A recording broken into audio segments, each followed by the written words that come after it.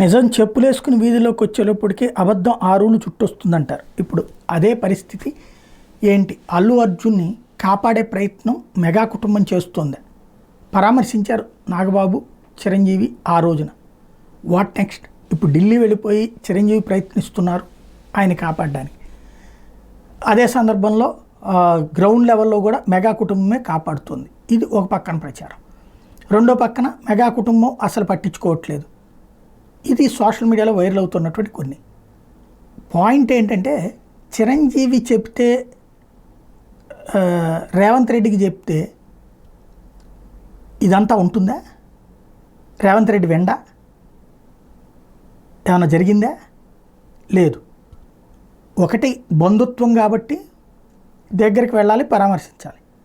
అదే సందర్భంలో తనే గొప్ప అనుకుంటున్నాడు కదా, అతనికి ఏంటో అతని వాల్యూ ఏంటో అతనికే తెలియాలన్న రూట్లోనే ఉంది. అందుకనే పవన్ కళ్యాణ్ ఒక్క మాట కూడా మాట్లాడలేదు ఈ రోజు వరకు బన్నీ విషయంలో.